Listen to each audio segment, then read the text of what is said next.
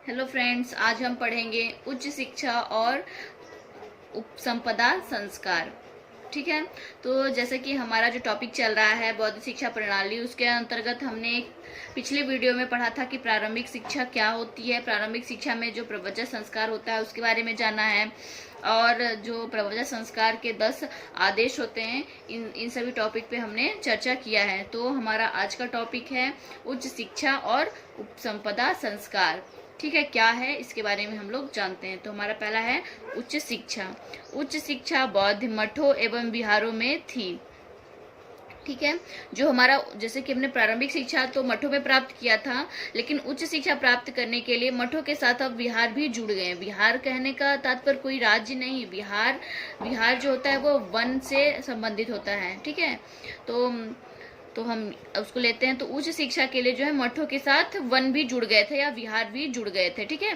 परंतु सभी मठ या विहार में समान विषयों की शिक्षा नहीं दी जाती थी। दोनों जुड़ तो गए थे, लेकिन ऐसा नहीं था कि दोनों में एक ही विषय की शिक्षाएं दी जाती थी। नहीं, दोनों जो है कि अलग अलग विषयों के लिए प्रसिद्ध थे। जितने भी विहार बने थे वे सब किसी न किसी विशेष विषय के लिए प्रसिद्ध थे। ठीक है। तो जो विहार बने थे वे किसी न किसी विशेष जो विषय होते थे उनके लिए प्रसिद्ध थे। बौद्ध मठों या विहारों में उच्च शिक्षा प्राप्त करने के जो नियम थे वे बहुत कठिन थे। ठीक है। या प्रवेश का जो नियम था वो बहुत कठिन था।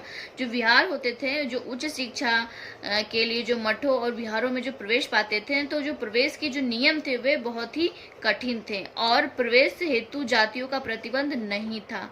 ठीक है। लेकिन प्रवेश के जो नियम थे वे कठिन थे, लेकिन ऐसा कोई प्रतिबंध नहीं था कि कोई उच्च वर्ग ही इसमें मतलब आ सकता है, इसमें पढ़ाई कर सकता है, ऐसा नहीं था। उसमें जो है सभी वर्गों को समानताएं दी गई थी। ठीक है। किसी भी वर्ग के लिए प्रतिबंध नहीं था। ठीक। संघ के एक विद्वान को अपना गुरु चुनना होता था। उच्च शिक्षा में क्या होता था, उस संघ के जो श्रेष्ठ भिक्षुक होते थे या जो श्रेष्ठ विद्वान होता था उनको गुरु चुनना होता था प्रवेश पाने के दौरान।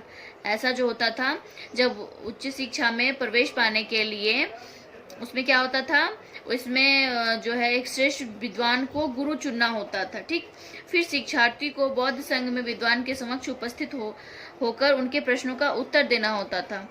जिस हम विद्वान को चुनते हैं उनके सामने उपस्थित होकर जो विद्वान हमसे प्रश्न पूछते हैं उन प्रश्नों का उत्तर देना होता था। उसके बाद निर्णय होता था कि प्रवेश होगा या नहीं। ठीक है। जिस प्रकार आजकल के जो एग्जाम्स होते हैं, एंट्रेंस एग्जाम होते हैं, उसमें भी क्या होता है, एग्जाम देने के बाद हमें रिजल्ट का इंतजार करना होता था कि हम पास हुए हैं या नहीं। ठीक है। तो उसी से हम कोरिलेट कर सकते हैं कि जो उस समय भी जो शिक्षा व्यवस्थाएं शुरू थी, ठीक है, तो विद्वान जो है वे जो विद्यार्थी होते थे उनसे कुछ प्रश्न पूछते थे और विद्यार्थी जो है उनका उत्तर देता था, और उसके बाद जो विद्वान होते थे वो इसका निर्णय करते थे कि जो विद्यार्थी है या जो शिक्षार्थी है उसका प्रवेश होगा या नहीं। ठीक है। और जब प्रवेश की अनुमति मिल जाती थी तब शिक्षार्थी का उपसंपदा संस्कार होता था। ठीक है। उपसंपदा संस्कार जो है कि पहले नहीं होता था। उपसंपदा संस्कार उच्च शिक्षा में जब प्रवेश मिल जाती थी तब ये उपसंपदा संस्कार होता था। ठीक है। तो हमने उच्च शिक्षा के बारे में जान लिया। अब उपसंपदा संस्कार क्या है, अब हम इसके बारे में जानेंगे। ठीक है। तो आइए दूसरा टॉपिक देखते हैं। तो उपसंपदा संस्कार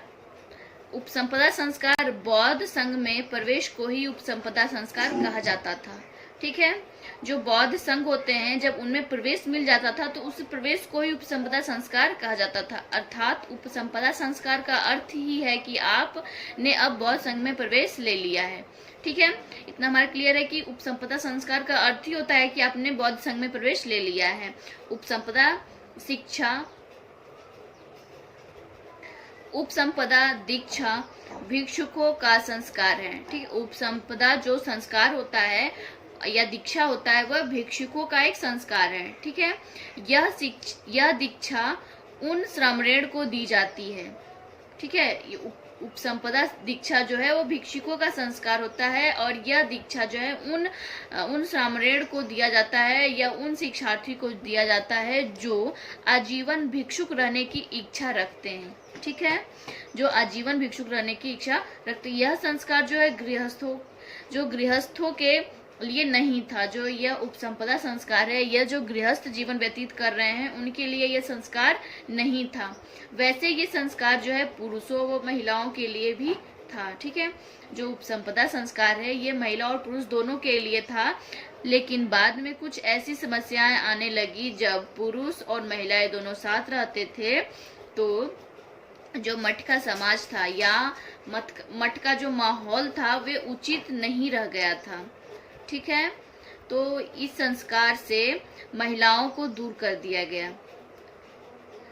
तो जैसा कि हमने पढ़ा है कि जो उपसंपदा संस्कार है ये केवल भिक्षुकों के लिए था, जो गृहस्थ जीवन व्यतीत कर रहे हैं उनके लिए यह संस्कार नहीं था। ठीक है, पहले तो पुरुष और महिलाओं दोनों को जो है यह संस्कार प्राप्त करते थे और उच्च शिक्षा मतलब प्रवेश लेते थे, लेकिन फिर ये हुआ कि जो मठ है, जो मठ का जो समाज है, जो मठ का माहौल है, वातावरण है, वे जो है स्त्री पुरुष के एक साथ रहने से जो है वे संस्कार, वहाँ के संस्कार जो है, वहाँ के समाज जो है वे प्रदूषित होने लगे, अर्थात जो वहाँ का माहौल था वो बिगड़ने लगा। इसलिए महिलाओं को वहाँ से दूर कर दिया गया कि महिलाएं इसमें प्रवेश नहीं लेंगी। ठीक है, सिर्फ पुरुष ही प्रवेश लेंगे, क्योंकि उपसंपदा संस्कार के पश्चात 8 नियम होते हैं जिनका पालन करना होता था।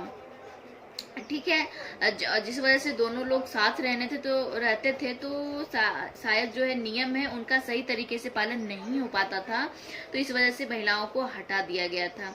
ठीक है, तो उपसंपदा संस्कार उन्हीं के लिए बहुत महत्वपूर्ण था जो कि धार्मिक शिक्षा लेते थे। ठीक है, लौकिक शिक्षा वालों के लिए उपसंपदा संस्कार बहुत अधिक महत्वपूर्ण नहीं था। ठीक है, तो ये हमारा हो गया उपसंपदा संस्कार। अब उच्च शिक्षा के ये दोनों पाठ्यक्रम प्रचलित थे। जो उच्च शिक्षा होती थी तो उसमें लौकिक शिक्षा और धार्मिक शिक्षा ये दोनों जो है पाठ्यक्रम बहुत ही प्रचलित थे। तो ये था हमारा आज का वीडियो। अब हम अगले वीडियो में पढ़ेंगे कि उपसंपदा संस्कार में जो 8 नियम होते हैं वे नियम क्या क्या हैं।